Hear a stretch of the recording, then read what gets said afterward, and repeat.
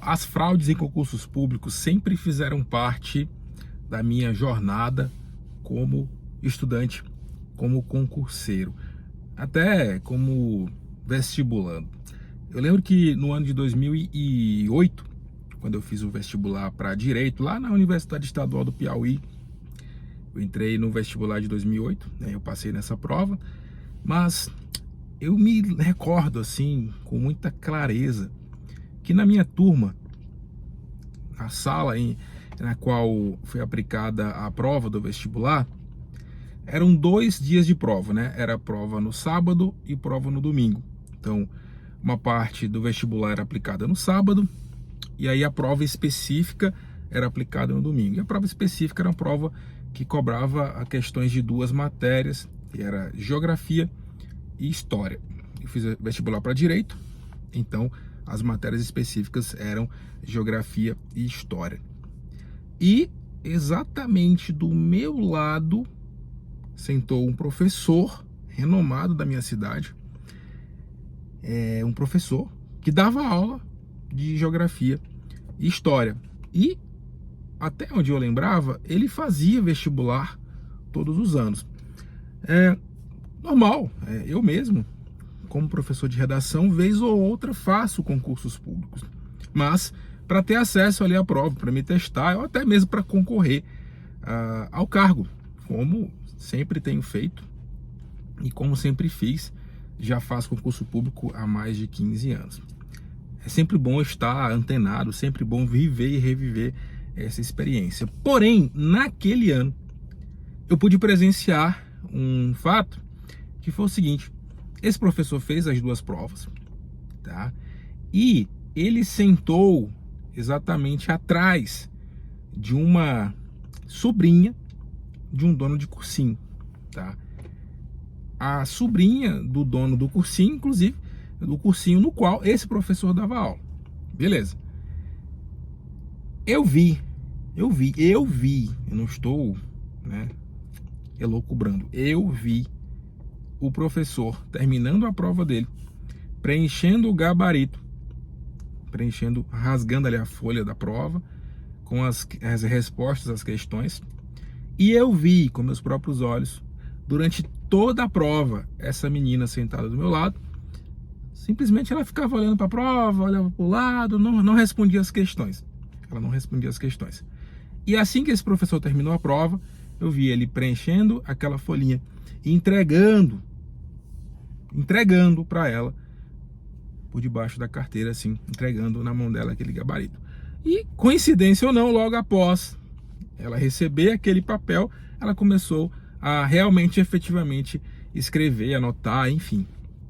Então, no fim, ali no resultado final, a gente percebeu que eles tiraram exatamente a mesma nota em conhecimentos específicos. Olha só, um professor, né, muito especialista, e era o melhor professor da época, e a aluna tiraram a mesma nota. E eu tive que vivenciar a experiência de estudar com essa moça, né?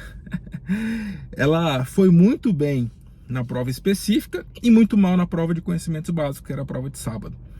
Você percebe ali, a nota da redação dela também foi bem ruim, mas ela conseguiu praticamente gabaritar a prova específica, que valia mais pontos. Eu lembro que na época cada questão valia 3 pontos. Então, por ela ter feito uma nota muito alta na parte específica, ela acabou compensando a nota baixa da prova de conhecimentos básicos e da redação. Enfim, ela hoje é advogada, enfim. Mas esse crime já até prescreveu, acho que nem era crime na época, né? Essa conduta, né, de fraudar certames de interesse público foi tipificada, acho que em 2013, se eu não me engano. Então, era fato atípico na época. Por que eu tô falando isso? Porque na minha jornada, cara, sempre ouvia falar, sempre presenciava, sempre participei de concursos públicos que foram anulados por fraude. Então é uma coisa tão comum, infelizmente, que não me assusta todo esse alvoroço, todo esse estardalhaço em torno do concurso do CNU. Não. Esse chefe da organização criminosa que fraudou o CNU já tinha fraudado um monte de concurso há pelo menos 10 anos, ele não estava preso. Ele se inscreveu no concurso do CNU. Não havia nenhum tipo de cruzamento de dados. Pô, como é que esse... Cara, se tu vai no aeroporto, se tu tem um mandado de prisão, se tu tem alguma coisa que diz que você é um potencial criminoso, os caras vão te abordar, vão te revistar, vão te prender se tiver algum mandado de prisão. Mas num concurso público como esse, que o governo prometeu, forte aparato de segurança, forte intervenção da ABIN, inteligência, não sei o que e tal, o cara se inscreveu com o CPF dele, com o nome dele, e eles não conseguiram, não colocaram um agente da PF do lado dele, não fizeram uma investigação minuciosa, um cara que tinha uma extensa, longa ficha criminal, inclusive por fraudar concursos públicos, tá? Inclusive é uma pena restritiva de direitos, né? Dentro do crime de fraude em certames de interesse público há uma pena restritiva de direitos, que é a proibição de realizar novos concursos públicos. Mas, se eu não me engano, já tinha até passado essa fase, ele já podia fazer. E mesmo assim, a ABIN, a PF não fizeram nada. Só fizeram depois que se verificou a fraude por conta de denúncias. A minha observação é em relação aos candidatos que passaram honestamente para a AFT.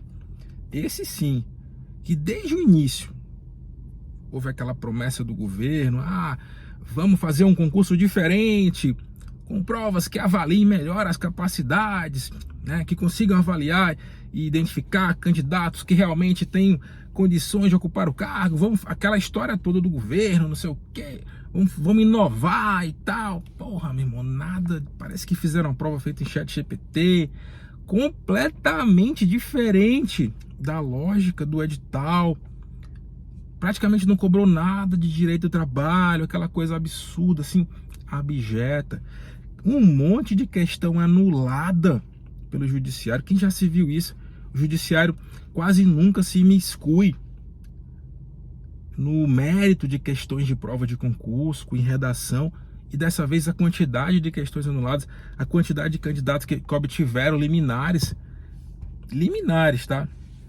Solicitando anulação de questões por flagrantes arbitrariedades, questões com 2, 3 respostas possíveis, questões mal elaboradas, questões lógica e expressamente feitas por inteligência artificial.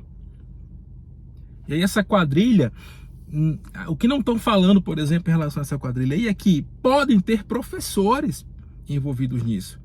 Porque se eles estavam, em algum momento, eles tiveram acesso à prova antes da aplicação do concurso, para que essas questões fossem resolvidas e candidatos conseguissem praticamente gabaritar a prova, algum especialista estava lá por trás, resolvendo as questões. Porque foram questões que foram controversas demais, os caras acertaram. Ou, simplesmente, o cara teve acesso lá ao gabarito da banca. De duas, ou ele teve acesso à banca, e aí a polícia deve identificar isso, deve ir atrás para saber se houve facilitação também por parte da banca, o que eu acho um pouco mais improvável, mas não impossível. Ou havia especialistas, professores mesmo, porque eu acabei de contar uma história aí, né? Eles recrutam professores, ou aprovados em concursos, ou servidores públicos que são especialistas na área, até advogados mesmo que dão aula e tal.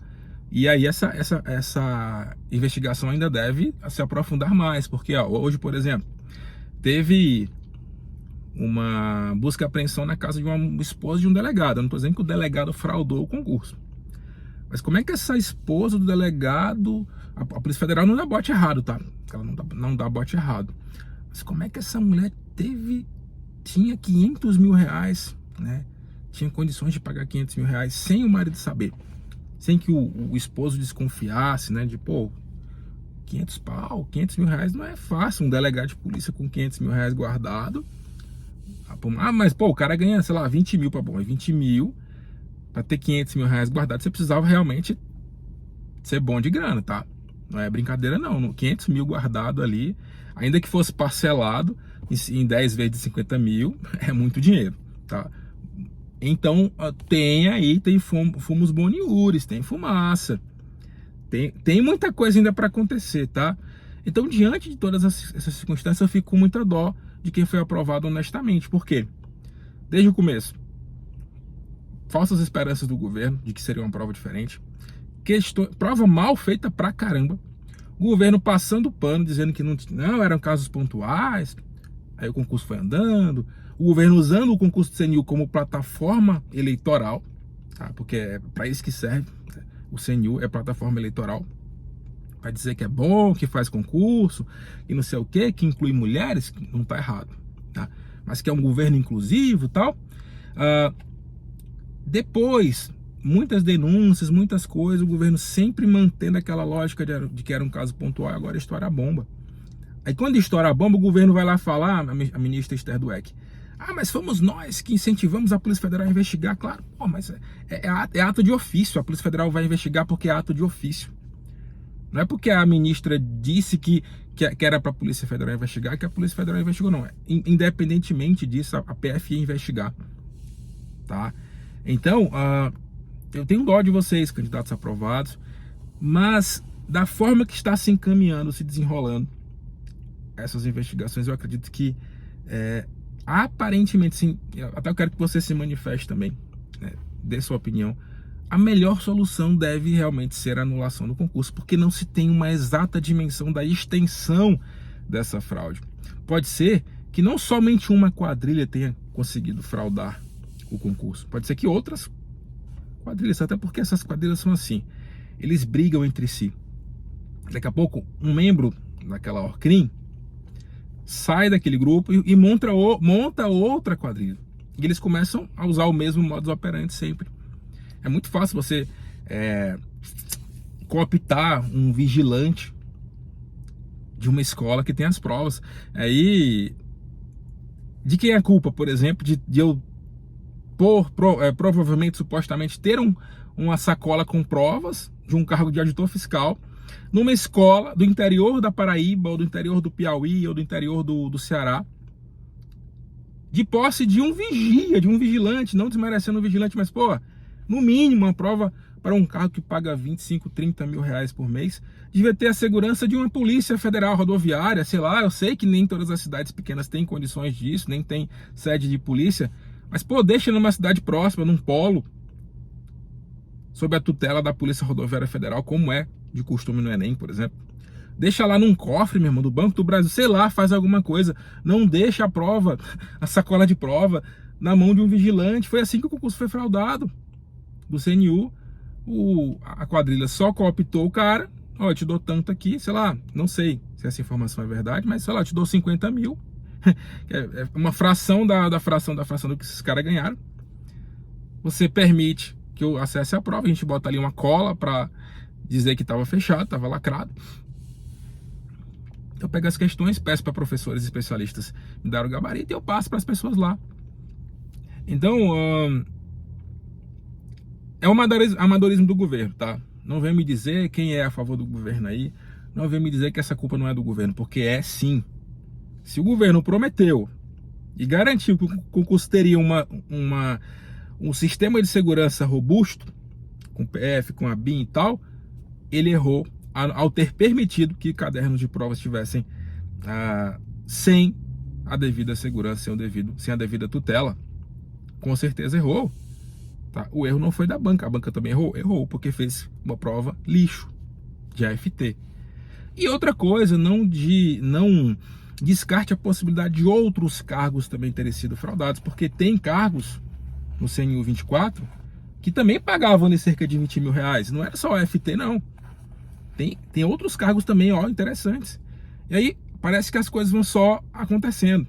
Uma coisa vai puxando a outra. Agora, uma das candidatas que foram alvo dessa operação da PF no CNU, agora foi aprovada para auditor fiscal do TCE Pernambuco. Você está entendendo a dimensão que esse negócio está tomando? A dimensão, o TCE Pernambuco já suspendeu. O AFT também está suspenso. Se não tiver muito clara a exata dimensão das exatas pessoas que fraudaram o concurso, não faz muito sentido esse concurso continuar e eu não concorrer ao cargo, eu não tenho interesse nenhum no retorno desse concurso, eu não tenho interesse econômico, financeiro nenhum que haja novas provas. Eu sei que tem muita gente aqui que não passou, que não fez e está desejando a anulação do concurso porque quer uma nova oportunidade, em detrimento de quem passou, que só quer ser nomeado porque já fez curso de formação. Mas, porra, eu não enxergo hoje outra alternativa senão a anulação do concurso e a aplicação de outras provas. Por muito menos, outros grandes concursos, como o PRF, por exemplo, agora o TRT de Mato Grosso do Sul, por muito menos foram anulados e tiveram reaplicação de provas. O problema é que o governo pode perder muito voto, pode ter uma crise de credibilidade em razão de uma possível anulação do concurso. E o governo não quer isso. Então entra aí uma questão política, que é muito perigosa. Porque você pode permitir que servidores corruptos, que já entraram sob o manto da corrupção, possam continuar se corrompendo lá dentro. Porque esse cara não tem ética, ele não tem valores nenhum. Ele não tem moral nenhuma. Então, qualquer um que quiser tirar vantagem, ele vai se oferecer, ó, é tanto. E aí nós estamos falando de um cargo de fiscalização das relações de trabalho. Então, galera, eu sou a favor da anulação, mas tenho sim, né, a minha consideração, total consideração pelos candidatos que foram honestamente aprovados, tá? Honestamente aprovados. Mas, pensando aí numa lógica de razoabilidade, eu acredito que esse concurso não deva prosseguir, tá? E deva se aplicar uma nova prova, até porque são mais de 1.000 cargos, né? 1.000 vagas para uma atividade muito importante que está precarizada no Brasil hoje, que é a fiscalização do trabalho. Quero saber a sua opinião, comenta para mim o que você pensa sobre isso. Se você já teve alguma experiência relacionada à fraude de concurso, se você já viu alguma coisa, se você já ouviu falar alguma coisa. Tá bom? Deus abençoe a todos, tamo junto, que Deus proteja esse país das más pessoas.